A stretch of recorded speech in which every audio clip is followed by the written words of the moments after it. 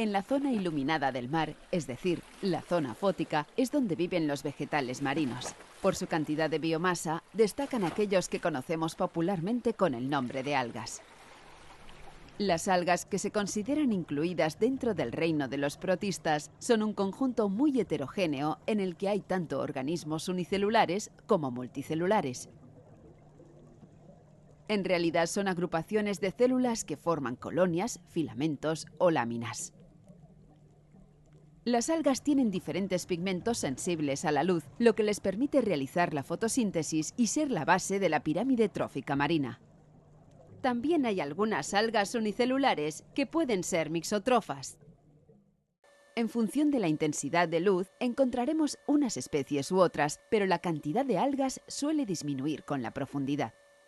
En aguas limpias, a unos 70 u 80 metros, aún se pueden ver algas, pero más allá desaparecen completamente. Hay otros factores que también condicionan su presencia, entre los cuales cabe recordar la temperatura, los nutrientes y, en la zona litoral, la incidencia de las mareas.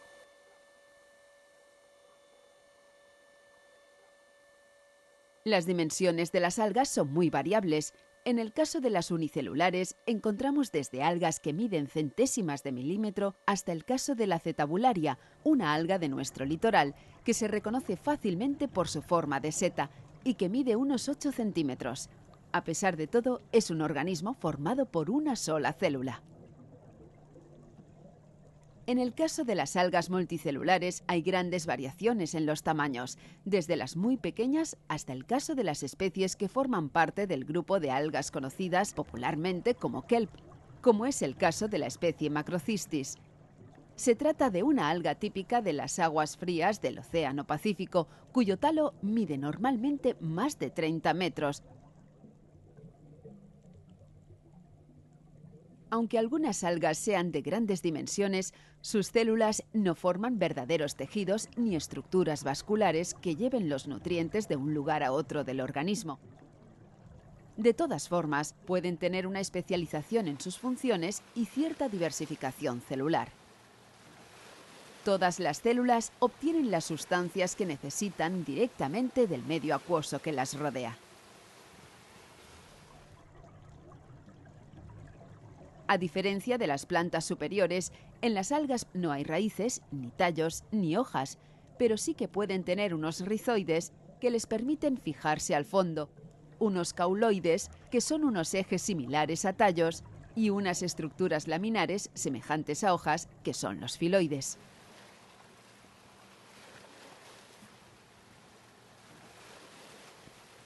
Entre las algas unicelulares hay una gran diversidad de grupos taxonómicos y de especies. Muchas forman parte del plancton, tanto marino como de agua dulce, pero otras viven cerca o en la superficie del fondo marino.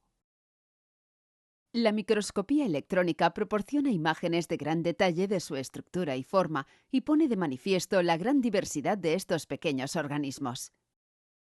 En muchos casos, estas algas microscópicas tienen una pared celular en la que hay estructuras sólidas. En unas especies se acumulan pequeñas estructuras de carbonato de calcio, en otras hay placas rígidas de celulosa o bien tienen una especie de cápsula o estuche de sílice que las rodea, llamada frústulo. A pesar de las dimensiones tan pequeñas, su densidad en el plancton marino es muy alta. Al morir las células, los materiales sólidos de sus paredes celulares se precipitan hacia el fondo donde se acumulan. En muchos lugares incluso llegan a condicionar la composición y el tipo de sedimento que hay en los fondos oceánicos. Dentro del grupo de las algas se consideran 3 grandes subgrupos de algas multicelulares. Se diferencian entre ellos por el tipo de clorofila y por los otros pigmentos con los que hacen la fotosíntesis, además de la presencia de otras sustancias del interior de la célula o bien de la pared celular. Estos grupos son el de los clorófitos o algas verdes, los feófitos o algas pardas y los rodófitos o algas rojas. La mayoría de algas verdes viven en agua dulce, pero también están bien representadas en el medio marino. El grupo incluye tanto algas unicelulares como coloniales y otros que forman filamentos o láminas. Tienen un color verde vivo debido a la presencia de clorofilas A y B, pero tienen además otros pigmentos complementarios, tales como carotenos y algunas xantofilas, que les sirven también para protegerse del exceso de radiación solar. Las células utilizan el almidón como sustancia de reserva.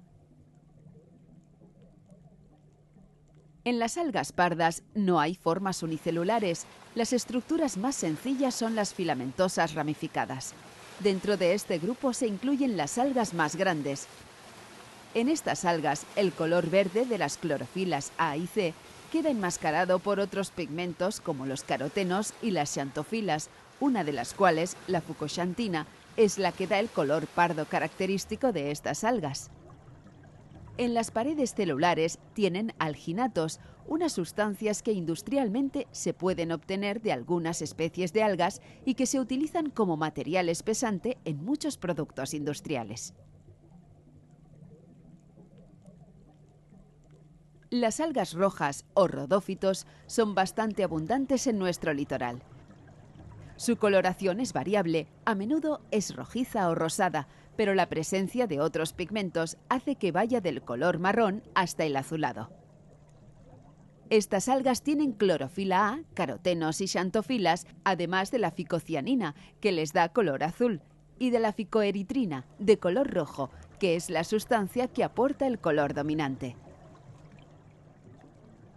La pared celular tiene una capa de celulosa rodeada de otra externa hecha de sustancias gelificadas como el agar y los carragenos, productos también de aplicación en las industrias química, farmacéutica o alimentaria. Hay especies que tienen incrustaciones de carbonatos, sobre todo de calcio y de magnesio. Estos revestimientos de sales minerales hacen que queden completamente endurecidas, a menudo como si fueran piedras. Estas algas endurecidas pueden formar los conocidos fondos de Maerl y también parte del coralígeno. Uno de los temas más interesantes de la vida de las algas es el de la reproducción y los ciclos biológicos. Las algas tienen dos tipos de reproducción. Una es asexual, por esporas, en la que no hay procesos de fecundación, y otra sexual, en la que hay emisión de gametos, fecundación y posterior desarrollo de un nuevo talo del alga. En las algas hay alternancia de generaciones, tienen unos esporangios diploides y unos gametangios haploides. El ciclo biológico básico de las algas pasa por desarrollar una etapa en la que las células tienen un número diploide de cromosomas, son los esporófitos. Por meiosis, los esporófitos forman las esporas.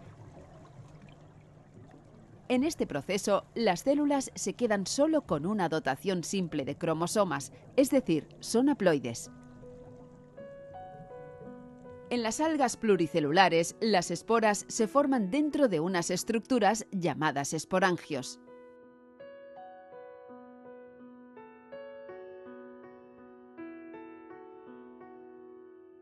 En las algas rojas se puede ver que las esporas procedentes de la meiosis quedan en grupos de 4 dentro de los esporangios, por eso se las llama tetrásporas.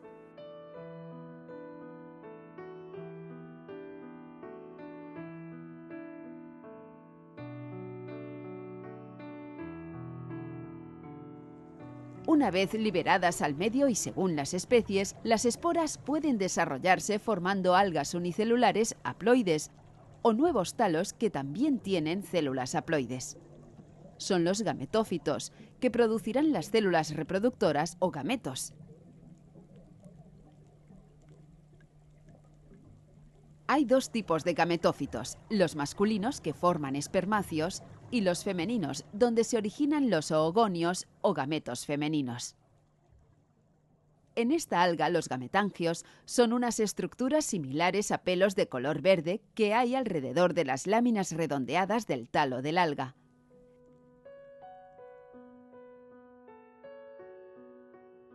En el caso de las algas unicelulares, los gametos se forman dentro de la célula, mientras que en las algas pluricelulares se pueden formar en estructuras especiales, los gametangios.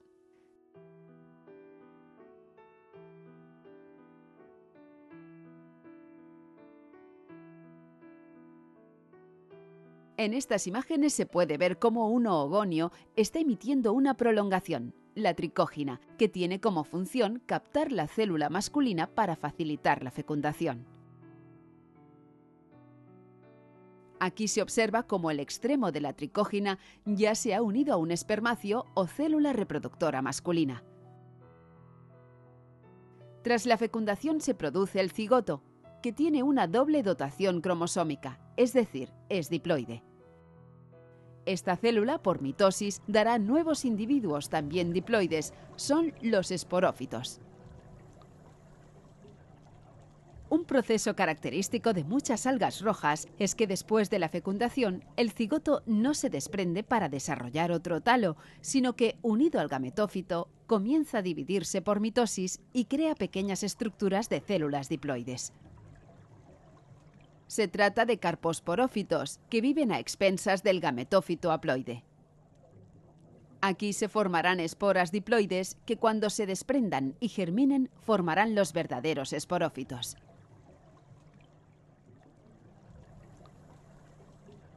De esta manera se cierra el ciclo, en el que hay una generación diploide, el esporófito, seguida de una haploide, el gametófito. Tal y como hemos podido ver, en las algas hay una alternancia de generaciones.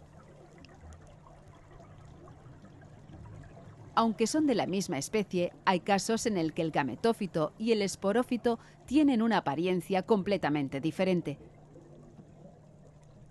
Es el caso de una alga de origen australiano que hace tiempo llegó a nuestras costas y que se ha hecho muy abundante. Según su aspecto la llamamos Asparagopsis armata o Falkenbergia rufulanosa. Durante mucho tiempo se había pensado que las dos eran especies diferentes, hasta que se ha visto que la Asparagopsis es el gametófito y que la Falkenbergia es el esporófito de una misma alga. Este es un buen ejemplo de ciclo biológico heteromórfico, en contraposición a los ciclos isomórficos, donde las dos formas son iguales. Aparte de las esporas, las algas tienen otras maneras de reproducirse asexualmente, como son los desprendimientos de fragmentos del vegetal o los propágulos, que son unas ramificaciones especializadas que se pueden separar del individuo madre y originar nuevos individuos. En estas imágenes se pueden ver dos filamentos con numerosos propágulos de forma triangular. Aquí, uno de ellos está desarrollando nuevos filamentos que acabarán formando otra alga sobre el sustrato. Con demasiada frecuencia, las algas pasan completamente desapercibidas a los ojos de la gente, que ignora el papel tan importante que tienen en el funcionamiento del ecosistema marino.